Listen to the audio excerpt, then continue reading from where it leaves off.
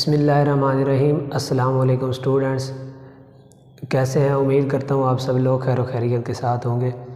تو سب سے پہلے آپ لوگوں کا بہت بہت شکریہ کہ آپ لوگوں نے مجھے اتنی رسپیکٹ دی، اتنا پیار دیا اور اتنی محبت دی، اور امید کرتا ہوں کہ انشاءاللہ آپ کا یہ پیار اور آپ کی یہ محبت ہمیشہ سے میرے ساتھ رہے گی۔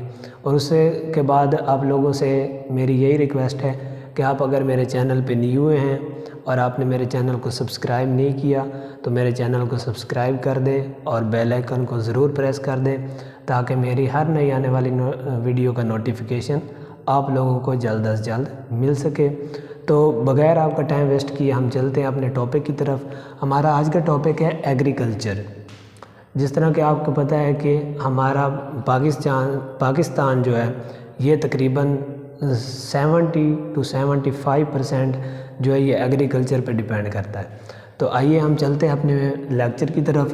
ایگریکلچر، ورڈ ایگریکلچر یہ کہاں سے ڈرائیوڈ ہوا ہے؟ جو ورڈ ایگریکلچر ہے یہ 2 لیٹن ورڈ سے ڈرائیوڈ ہوا ہے، جو اس میں نمبر 1 ہے ایگر اور نمبر 2 پہ ہے کلچر۔ اب جو ورڈ ایگر ہے اس کا میننگ ہے فیلڈ، اور جو کلچر ہے اس کا میننگ ہے کلٹیویشن۔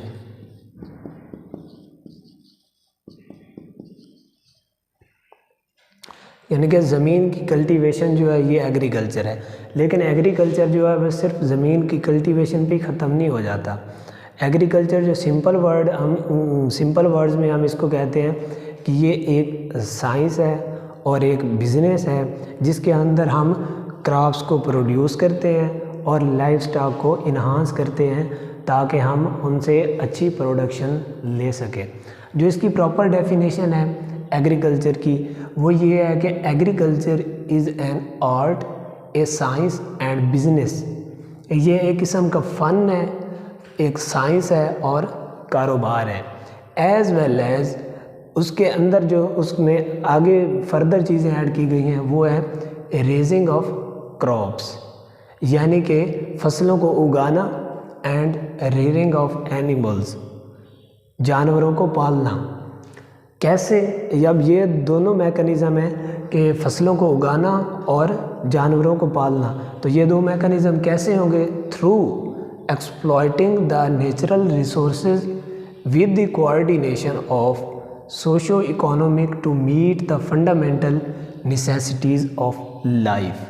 یعنی کہ جو ہمارے پاس قدرتی وسائل ہیں ان کو استعمال کرتے ہوئے اور جو ہماری سوشو اکانومک ہے ان دونوں کو یوز کر کے جو ہماری زندگی کی بنیادی ضروریات ہیں ان کو پورا کرنا۔ ان میں کیا چیز آتی ہے؟ لائک فوڈ ہے، فوڈ جو کہ انسانوں کے لیے، کہ فوڈ انسانوں کے لیے، جو فیڈ ہے وہ جانوروں کے لیے، اور اس کے بعد ہے فائبر، یعنی کہ ہمارے یہ کپڑے وغیرہ جو ہم نے پہننے کے لیے چیزیں استعمال کرتے ہیں وہ فائبرز میں آتی ہیں، اور لاسٹ پہ ہے کہ شیلٹر، پناہ گاہ، رہنے کی جگہ۔ تو یہ ہے کہ ایگریکلچر کی پراپر ڈیفینیشن ہے۔ تو ہم نے اب اس ٹاپک میں جو ڈسکس کرنا تھا وہ کرنا تھا ایگریکلچر کیا ہے، اس کا انٹروڈکشن کیا ہے اور اس کی امپورٹنس کیا ہے۔ تو ایگریکلچر کو ہم ڈسکس کر چکے ہیں، اب ہم ڈسکس کرتے ہیں اس کا انٹروڈکشن۔ تو انٹروڈکشن میں ہے کہ سب سے پہلے یہی ہے کہ یہ ایگریکلچر وہ چیز ہے جو ہماری قوم کو نیچے لا سکتی ہے۔ اس کی ریزن کیا ہے کہ جو ہماری خوراک ہے اور توانائی ہے وہ ہم بیرون ملک جو ہیں ہمارے ادر کنٹریز پہ ان پہ ڈیپینڈ کرتے ہیں، جس وجہ سے ہماری قوم جو ہے وہ نیچے آ سکتی ہے اور الٹیمیٹلی جو ہے پاکستان کی انکم جو ہے وہ بھی کم ہو سکتی ہے، کیونکہ ہمیں امپورٹ کرنے پہ ہمارا بہت سارا زر مبادلہ ادھر یوز ہونا ہے۔ اس وجہ سے پاکستان جو ہے وہ اپنی انکم کے لحاظ سے ڈاؤن ہو سکتا ہے۔ اس کے بعد جو یہاں پہ مین پوائنٹ ہے کہ agriculture is the backbone of our economy. Agriculture is the back bone of our economy, यानी कि हमारी जो भी इनकम है वो उसकी बैक बोन जो है वो एग्रीकल्चर ही है। जिस तरह से आपको पहले भी बताया कि हमारा तकरीबन 70 to 75% जो हमारी पॉपुलेशन है वो एग्रीकल्चर पे डिपेंड करती है। उसके बाद जो पाकिस्तान की बात जहाँ तक की जाए तो पाकिस्तान जो है उसमें बहुत ज़्यादा कुदरती वसाइल हैं और ये कुदरती वसाइल से माला माल है। उसमें क्या है कि इसके अंदर मुख्तलिफ़ माहौलियाती जोन्स हैं, मौसमी तब्दीलियाँ आती रहती हैं, इसलिए इस मुल्क में जो है वो मुख्तलिफ़ किस्म के ग़िज़ाई अजनास प्रोड्यूस करने की एबिलिटी है पाकिस्तान के अंदर। इसलिए हमें चाहिए कि जितना से जितना हो सकता है हम एग्रीकल्चरल प्रैक्टिसेस करें और एग्रीकल्चर को इम्प्रूव करने की कोशिश करें ताकि हम ज़्यादा से ज़्यादा ज़र मुबादला कमा सकें। जो मुआशी तरक्की है हमारे मुल्क की या किसी भी मुल्क की मुआशी तरक्की है उसमें जो एग्रीकल्चर है उसका बराह रास्त और बिलवास्ता बहुत ही अहम किरदार है। बेसिकली एग्रीकल्चर होती एक ज़राअत है, यानी कि ज़राअत का हमारी मुआशी तरक्की में बहुत ही अहम किरदार है। यहाँ पर एक जो इम्पॉर्टेंट पॉइंट है वो एक आपको बताता चलूँ कि agriculture sector provides the opportunities to millions of rural people to strive against poverty and hunger, कि ज़राअत का शोबा जो है ये लाखों लोगों को एक ऐसा मौका फराहम करता है कि वो गुर्बत और भूख से छुटकारा हासिल कर सके।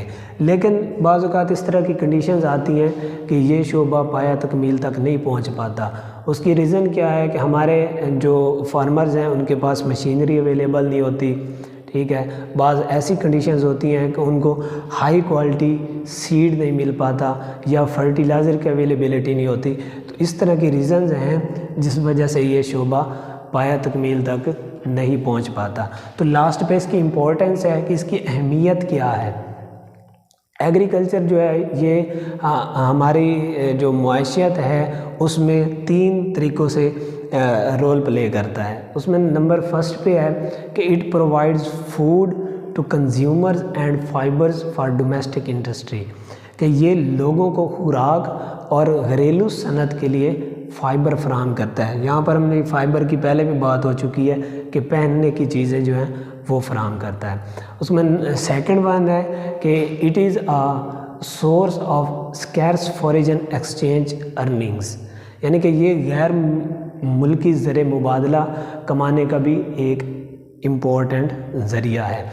और जो थर्ड वन और लास्ट वन है वो ये है कि it provides a market for industrial goods, कि यह सनती सामान के लिए एक किस्म की मंडी है या एक किस्म का ज़रिया है। तो ये हमारा टॉपिक था एग्रीकल्चर। तो इंशाल्लाह हम अब नेक्स्ट वीडियो में आगे इसका स्कोप और बीएस एग्रीकल्चर जो मोस्टली स्टूडेंट्स करते हैं उसका स्कोप क्या है, ठीक है, उसकी जॉब अपॉर्चुनिटीज़ क्या हैं, इंशाल्लाह वो हम नेक्स्ट वीडियो में डिस्कस करते हैं। तो आज के लिए इतना ही काफ़ी है। तो इसी के साथ आप लोगों से इजाज़त चाहूँगा और अपना और अपने घर वालों का ख्याल रखिएगा। इंशाल्लाह मिलते हैं जल्दी नई वीडियो के साथ। अल्लाह हाफिज़।